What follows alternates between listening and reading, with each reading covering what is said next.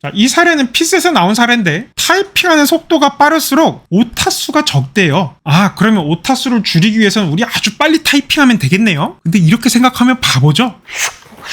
안녕하세요. 독해와 논리를 가르치는 이해황입니다. 오랜만에 추천도서 영상이에요. 바로 다크데이터. 수험생이든 아니든 모두에게 강력 추천해요. 정말 재밌거든요. 일단 이 책의 저자 데이비드 핸드 교수님은 수학과 명예 교수고 굵직굵직한 상도 많이 받으셨고 많은 논문과 책을 쓰셨어요. 그 중에 이게 가장 최근 책인데 이 책 제목 다크데이터는 온갖 종류의 누락된 데이터를 뜻해요. 근데 온갖 종류라니 이거 무제한이라는 거잖아요. 그래서 이 책의 저자분은 마치 숙련된 참고서 저자처럼 이 누락된 데이터를 15가지 유형으로 정리를 합니다. 이렇게 함으로써 우리가 이러한 유형을 만났을 때 조금 더 주목하기 쉽고 그래서 실수를 덜하게 되겠죠. 참고로 제가 강의하거나 참고서를 만드는 방식도 이거랑 비슷해요. 글이 전개되는 방식, 출제자가 선택지를 만드는 방식은 원리적으로 무궁무진합니다. 그런데 그런 것들을 다 유형화해서 알 수는 없고 특히 자주 빈출되는 것들을 유형화해서 패턴, 테마화해서 그것들을 엮어서 공부해두고 나면 나중에 이제 비슷한 패턴들을 만났을 때 우리가 훨씬 쉽게 포착할 수 있고 또 이러한 패턴들이 엮여서 복합적으로 나온 것들도 우리가 분해해서 조금 더 쉽게 풀어나갈 수 있어요. 자, 참고로 책 제목 다크데이터는 다크매터에서 온 거예요. 암흑물질, 과학 유튜브 좋아하시는 분들 한 번쯤 들어봤을 거고 수험생이라면 2016학년도 6월 모의평가 B형 25에서 26번 지문으로 나온 적이 있기 때문에 다들 알 겁니다. 언어추론 시험에도 2번이나 나온 적이 있고요. 이 책에도 암흑물질에 대한 설명이 한 단락 정도 나오긴 하는데 너무 간략해서 제가 조금 더 자세히 설명을 하자면 이 은하 중심부로 행성들이 이렇게 뱅글뱅글 돌 때 이 중심부 가까이에 있는 것들은 중력이 세니까 되게 빨리 돌아요. 잡아당기는 힘이 세니까 더 빨리빨리 돈다고요. 근데 중심부에서 거리가 먼 것들은 중력이 약하기 때문에 좀 천천히 돌아요. 지구과학 시간에 케플러의 법칙 이런 거 들어본 적 있죠? 가까우면 빨리 돌고 멀면 천천히 돈다. 근데 이게 이제 당시 모의평가에 나왔던 그래프인데 중심부에서 멀면 속도가 떨어질 것으로 예측이 되는데 이상하게 속도가 거의 그대로 유지되더라는 거죠. 이것을 설명하려는 정말 오만따끌리 시도가 있었는데 다 기각되고 지금 우리에게 설득력 있게 남아있는 게 바로 암흑물질. 그것들이 여기에 이렇게 분포하고 있어서 중력으로 작용하다 보니까 속도가 이렇게 떨어지지 않고 쭉 유지가 되더라. 그런데 이 암흑물질은 빛과 상호작용하지 않기 때문에 우리가 관측할 수가 없어요. 그래서 또 말 그대로 암흑인 거예요. 그래서 이렇게 관측되지 않지만 분명하게 어떤 영향을 끼치고 있는 이 물질처럼 관측되지 않는 데이터지만 그냥 단순하게 무시할 수 없는 그런 데이터들을 고려해서 우리가 어떻게 판단을 해야 되는가에 대해서 아주 재미있는 사례들을 많이 모아놓은 교양서적이라고 할 수도 있고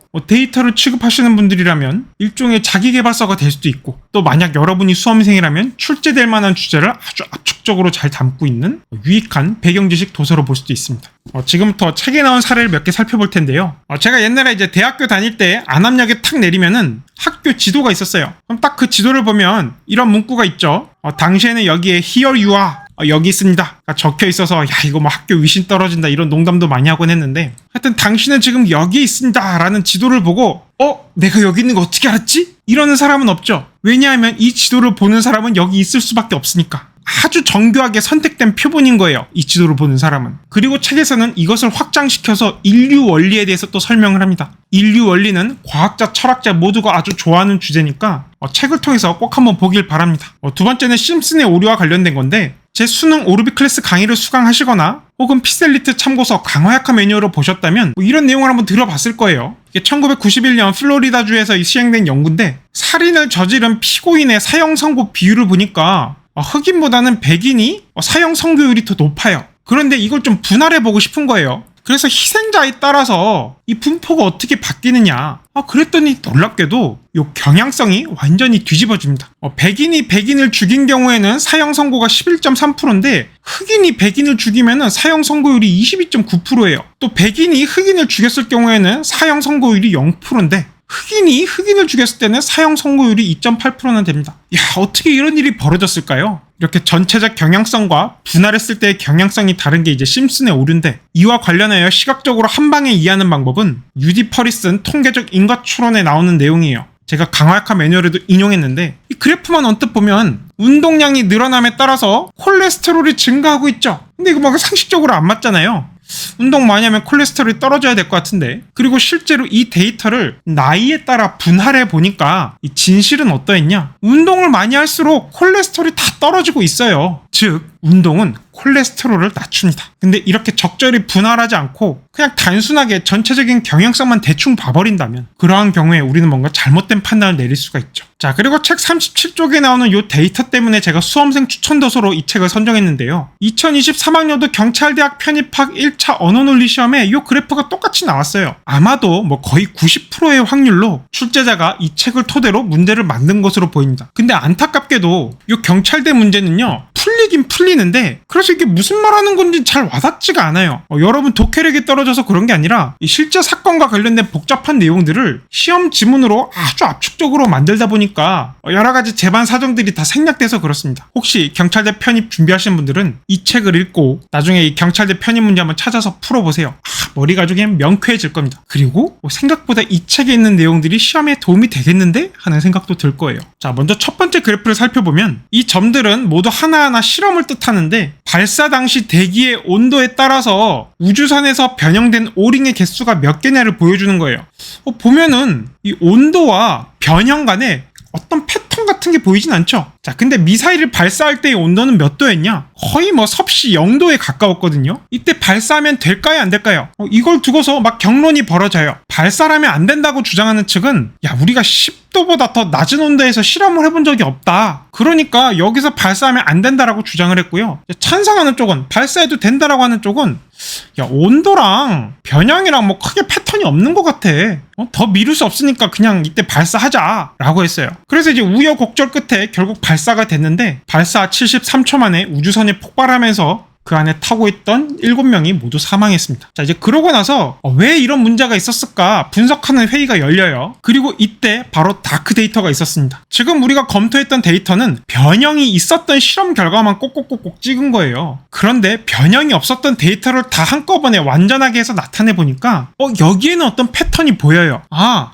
16도 이하에서는 무조건 변형이 생기는구나. 그러니까 우리가 안전을 담보하려면 요 16도 이하에서는 쏘면 안 됐는데 실제 발사는 어디서 했다? 거의 0도 가까이서 발사를 했으니까 오링에 엄청난 변형이 생겨서 우주선이 폭발하고 말았던 거죠. 이렇게 편향된 샘플만 고려하는 것과 관련하여 이 전투기 문제가 유명하죠? 역시 피셋에 한번 나왔던 거예요. 세계대전 중에 귀환한 전투기들이 어디에 총알을 많이 맞았나 분석을 해보니까 요 날개 부분, 요 부분 뭐 요런 데 총알을 많이 맞았대요. 자, 그래서 장군들이 어떻게 생각했냐?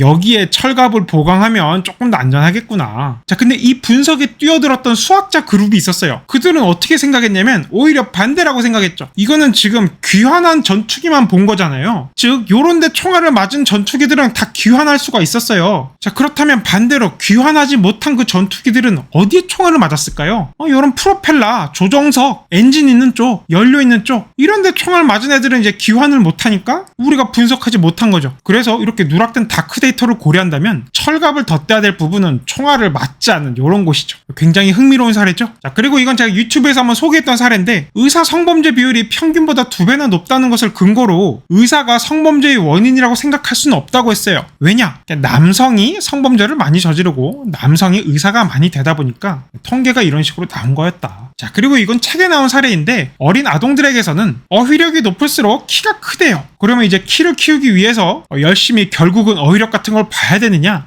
그게 아니라 그냥 여기 나이 때문인 거죠. 나이가 많을수록 어휘력이 많아지고 나이가 많을수록 키가 커지다 보니까 어린 아동들에게서 이런 재미있는 결과가 나왔더라. 자, 이 사례는 피셋에서 나온 사례인데 타이핑하는 속도가 빠를수록 오타수가 적대요. 그러면 오타수를 줄이기 위해서는 우리 아주 빨리 타이핑하면 되겠네요. 근데 이렇게 생각하면 바보죠. 진실은 뭐겠어요? 타이핑을 잘하는 사람들일수록 더 빠르게 타이핑하고 오타수도 적은 거죠. 그런데 이 타이핑 실력이라는 변수를 누락해버리면 마치 오타수를 줄이기 위해서 빠르게 쳐야 된다. 이런 잘못된 판단을 할 수 있죠. 자, 그리고 요즘에 흉흉한 범죄가 많고 그 범죄자들을 알아보니까 뭐 폭력적인 게임을 했다더라. 그래서 뭐 폭력 게임이 폭력 행위를 유발하는 거 아니냐? 뭐 이런 식의 기사도 있던데 아마 대부분이 칼로 뭐 좀비 죽이거나 총 쏘는 그런 게임 해봐서 알겠지만 이런 인과관계는 굉장히 좀 이상해요. 사실은 뭐겠어요? 폭력적인 성향이 클수록 폭력적인 게임을 좋아하고 또 폭력적인 성향이 클수록 폭력 행위도 많이 하게 되는 거겠죠. 그런데 이러한 변수로 누락하고 단순하게 이런 현상만 봐버리면은 아이씨 폭력 게임 안 돼. 다 19금 붙여. PC방 전원 뽑아버려. 이런 이상한 결론을 도출하게 될 수 있습니다. 자, 어떤가요? 지금까지 소개한 사례들 재미가 있었나요? 그렇다면 이 책 꼭 한번 보길 추천합니다. 제가 소개하지 않은 재밌는 사례들이 훨씬 더 많이 있어요. 당연히 수험적으로도 도움이 될 거고요. 자, 그리고 이건 여담인데 요즘 이제 인공지능 관련된 논문 중에 굉장히 재밌는 게 하나 나왔어요. 그냥 인터넷 블로그나 기사같이 짧은 글들을 학습시킨 것보다는 이 교과서 책 한 권을 통으로 학습시킨 경우에 훨씬 더 장기 기억력도 좋고 논리적 추론도 잘했대요. 그리고 이러한 사실은 인공지능뿐만 아니라 인간지능에게도 적용이 될 겁니다. 긴 호흡으로 생각하는 연습을 할 수 있도록 짧은 유튜브만 보지 마시고 책 한 권을 통으로 쫙 읽는 그런 경험을 계속 누적해 나가길 바랍니다. 저도 이 추천도서 영상 조금 더 자주 올려보도록 할게요. 같이 책 많이 읽으면서 우리의 사고력을 한층 더 높여봅시다. 화이팅!